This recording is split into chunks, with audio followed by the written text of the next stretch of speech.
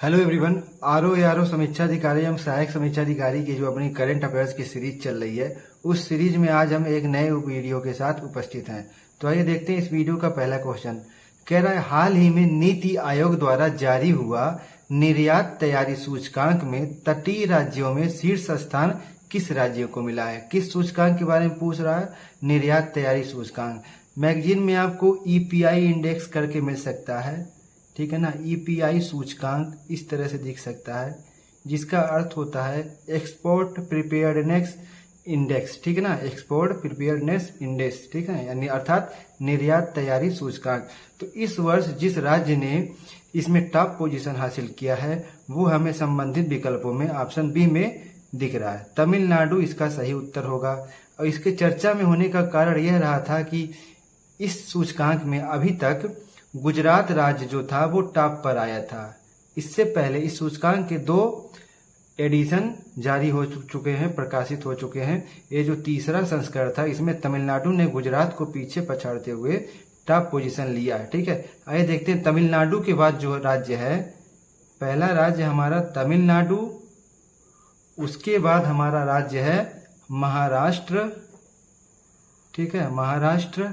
फिर तीसरा राज्य जो है हमारा कर्नाटक, फिर अंत में सबसे पहुंच गया है गुजरात, ठीक है ना। गुजरात जो है चौथे स्थान पर पहुंच चुका है, ठीक है ना। तो इसी वर्ष ये जो गुजरात का रिप्लेसमेंट हुआ है तमिलनाडु से, इसी के कारण यह सूचकांक चर्चा में आ गया है, ठीक है। इसमें मूल रूप से बात की जाती है या उद्देश्य होता है इस सूचकांक को जारी करने का कि किसी भी राज्य में या केंद्र शासित प्रदेश में उस राज्य की आर्थिक विकास एवं प्रगति की संभावनाओं का पता लगाने में, ठीक है ना। कितना दोहन उनकी संसाधनों का किया जा सकता है, भविष्य में क्या तैयारियां की जाए कि और बेहतर परफॉर्मेंस आए, ठीक है। तो निर्यात तैयारी सूचकांक को कौन जारी करता है? नीति आयोग जारी करता है, जो कि भारत की थिंक टैंक है। देखते हैं वीडियो के दूसरे क्वेश्चन को। कह रहा है, चर्चा में रहे अरास डोर्रा गैस फील्ड को लेकर हाल ही में किन देशों के मध्य विवाद हुआ है, डिस्प्यूट हुआ है। तो आप सभी ने पढ़ ही लिया होगा, अरास डोर्रा गैस फील्ड जो है समाचार पत्रों में काफी चर्चा में रहा है। 4 महीने पहले भी ये चर्चा में था। तो ये कुछ देशों के मध्य विवादित स्थल है। संबंधित देश इस पर अपना अलग अलग दावा करते आए हैं। तो हाल फिलहाल ईरान ने भी इस विवाद में अपनी सहमति दे दी है, अर्थात ईरान ने भी इसमें अपना क्या किया है, स्वामित्व प्रकट किया है। तो इसका जो सही उत्तर है वो है ऑप्शन बी, सऊदी अरब, कुवैत एवं ईरान। इन 3 देशों के मध्य वर्तमान में यह अरास डोर्रा गैस फील्ड क्या है, विवादित है। तीनों ही देश इस पर अपना मालिकाना हक क्या है, जाहिर कर रहे हैं, ठीक है। और अगर बात करें यह क्षेत्र इतना महत्वपूर्ण क्यों है, तो यहाँ पे नेचुरल गैस काफी प्रचुर मात्रा में है, ठीक है ना। प्राकृतिक गैस यहाँ पे काफी ही प्रचुर मात्रा में है, जिसके कारण सऊदी अरब, कुवैत एवं ईरान ने इस पर अपना स्वामित्व का दावा किया है। तो इस प्रकार ऑप्शन बी जो होगा वो हमारा करेक्ट होगा। क्या है, एक बार फिर से देख लेते हैं। अरास डोर्रा गैस फील्ड, जो कि नेचुरल गैस का क्या है, स्टोरेज है, भंडार है। हमारा जो नेक्स्ट क्वेश्चन है वो कह रहा है, हाल ही में देश के किस रेलवे स्टेशन को यूनेस्को एशिया पैसिफिक पुरस्कार मिला है। कौन सा पुरस्कार? यूनेस्को एशिया पैसिफिक पुरस्कार। जो विकल्प है उनमें पहला है हरिद्वार उत्तराखंड, भायखला महाराष्ट्र। तो इसका जो करेक्ट उत्तर होगा वो होगा भायखला महाराष्ट्र, ठीक है ना। इसे देने का एक कारण भी था। यह देखिए, यह स्टेशन जो है लगभग 169 वर्ष पुराना है, ठीक है। इन्हीं कारणों से इसे जीवित रेलवे स्टेशन की भी संज्ञा दी गई है, या लिविंग रेलवे स्टेशन, ठीक है ना। जीवित रेलवे स्टेशन की इसे संज्ञा दी गई है। तो इसके इसी विरासत के कारण महाराष्ट्र के भायखला रेलवे स्टेशन को यूनेस्को एशिया पैसिफिक प्राइज से सम्मानित किया गया है। तो इस नाम को भी आपको याद रखना है, भायखला। अगर भायखला बस देता है, राज्य पूछता है, तो भी आपको महाराष्ट्र माइंड में सेव करना है। तो option B is the correct answer. हमारा जो अगला क्वेश्चन है वो कह रहा है, नीति आयोग देश का पहला मत्स्य पालन अटल इंक्यूबेशन केंद्र कहाँ स्थापित करेगा, ठीक है ना। ये मछली पालन से संबंधित है। अटल इंक्यूबेशन केंद्रों की स्थापना जो है वो नीति आयोग को इसकी जिम्मेदारी दी गई है, ठीक है ना। ये भी जानना जरूरी है। तो देखिए, हमारे जो राज्य हैं कर्नाटक, केरल, गोवा, तमिलनाडु जो हमें विकल्प में दिख रहे हैं, तो इसमें जो संबंधित विकल्प होगा वो होगा केरल। केरल में नीति आयोग ने अटल इंक्यूबेशन केंद्र की स्थापना करने की बात कही है। क्या होगा, चर्चा में क्यों है, क्योंकि पहला है, ठीक है ना, पहला मत्स्य पालन अटल इंक्यूबेशन केंद्र है, ठीक है। और इसके स्थापित करने की अगर बात करें उद्देश्य क्या है, तो बोल सकते हैं कि मत्स्य पालन के क्षेत्र में इनोवेशन अर्थात नवाचार और उद्यमशीलता को बढ़ावा देने हेतु, ठीक है ना। इस राज्य में केरल क्या है, एक तटीय राज्य है, तो वहां पे मत्स्य पालन के क्षेत्र में इस राज्य की काफी पोटेंशियल है, तो उसका दोहन करने के हेतु, ठीक है। तो पहला मत्स्य पालन केंद्र अटल इंक्यूबेशन केंद्र, Kerala is the correct answer. हमारा जो अगला क्वेश्चन है वो कह रहा है जुलाई 2023 में सर्ट इन ने किस रैंसमवेयर के हमलों की चेतावनी जारी की है, ठीक है ना। सर्ट इन, देखिए सर्ट इन क्या है, भारत सरकार के सूचना एवं प्रौद्योगिकी मंत्रालय के अंतर्गत ये कार्य करता है। इसका पूरे नाम की बात करें तो computer emergency response team of India, ठीक है ना, computer emergency response team of India के नाम से इसे जाना जाता है। और रैंसमवेयर आप एक तरह से समझिए वायरस जैसे हम जानते हैं, उसी तरह से रैंसमवेयर को भी समझिए उसी टॉपिक के अंतर्गत, जो कि क्या है, हानिकारक है हमारे सिस्टम के लिए, हमारे कंप्यूटर फाइलों के लिए, हमारे डेटा के लिए संवेदनशील जानकारियां चुराता है, ठीक है।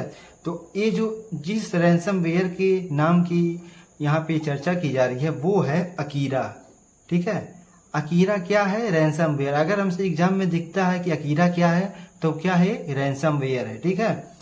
और अगर बात करें इससे हानि क्या है, तो बोल सकते हैं कि ये सरकारी डेटा की चोरी कर सकता है, या किसी व्यक्ति का पर्सनल डाटा चोरी कर सकता है, या संवेदनशील व्यक्तिगत जानकारियां चुरा सकता है, या गवर्नमेंट के जो कंप्यूटर फाइल्स होते हैं उनको डैमेज कर सकता है। तो सर्ट इनकी स्थापना ही इसी नाते की गई थी कि साइबर सुरक्षा खतरों से निपटने के लिए, ठीक है। तो अकीरा जो होगा इसका सही विकल्प होगा, जो कि हमें ऑप्शन बी में दिख रहा है, ठीक है। वीडियो का जो नेक्स्ट क्वेश्चन है वो कह रहा है हाल ही में गोल्डन पिकॉक पर्यावरण प्रबंधन पुरस्कार 2023 किसे प्रदान किया गया है। एक बार फिर से जान लेते हैं, गोल्डन पिकॉक पर्यावरण प्रबंधन पुरस्कार, ठीक है, एनवायरमेंट से संबंधित प्राइज है। तो इसका जो सही उत्तर होगा दिया है भारतीय इस्पात प्राधिकरण। दूसरा कह रहा है तेल और प्राकृतिक गैस नियम। तो जल्दी से देख लेते हैं, इसका जो करेक्ट आंसर होगा वो होगा अडानी समूह का जो ये लिमिटेड है, अडानी ट्रांसमिशन लिमिटेड, इसका करेक्ट आंसर होगा। इस संस्था को, इस कंपनी को, इस लिमिटेड को ही इस वर्ष का गोल्डन पिकॉक पर्यावरण प्रबंधन पुरस्कार दिया गया है। तो इस प्रश्न के लिए हमारी इतनी ही जानकारी काफी है, ठीक है। तो अडानी ट्रांसमिशन लिमिटेड वह कंपनी है जिसे इस प्राइज से सम्मानित किया गया है। अगला प्रश्न कह रहा है हाल ही में ईपीआर क्रेडिट पाने वाला देश का पहला नगरीय निकाय कौन सा है, ठीक है। देखिए ईपीआर क्रेडिट इस नाते चर्चा में आया था क्योंकि अभी तक यह कंपनियों को दिया जाता था, ठीक है ना, जो मैन्युफैक्चरर कंपनीज है, विनिर्माण कंपनियां, उनको दिया जाता था, ठीक है। पहली बार देश में हुआ है भारत में कि किसी नगर निगम म्यूनिसिपैलिटी को इस क्रेडिट से क्या किया गया है, सम्मानित किया गया है, ठीक है ना, या क्रेडिट बोलिए, जो भी आप सर्टिफिकेट बोलिए। तो वो निकाय क्या है, जाहिर सी बात है इंदौर ही होगा, ठीक है। स्वच्छता से संबंधित भी इसे काफी पुरस्कार मिलते रहते हैं। अगर देखिए ईपीआर क्रेडिट की बात करें तो ईपीआर का जो फुल फॉर्म होता है वो होता है एक्सटेंडेड प्रोड्यूसर रिस्पॉन्सिबिलिटी, ठीक है, रिस्पॉन्सिबिलिटी, ठीक है, एक्सटेंडेड प्रोड्यूसर रिस्पॉन्सिबिलिटी। अर्थात क्या है, जिसने किसी वस्तु का क्या किया है, प्रोडक्शन किया है, वही उसके क्या है, पुनर्चक्रण के लिए भी जिम्मेदार है, रिस्पॉन्सिबल है। अर्थात कोई कंपनी प्लास्टिक का निर्माण करती है तो उसके रिसाइकल की जिम्मेदारी भी उसी की होगी। तो क्या है, मूलतः एक तरह से यह सिंगल यूज प्लास्टिक पर क्या करता है, बैन लगाता है, प्रतिबंध लगाता है, ठीक है।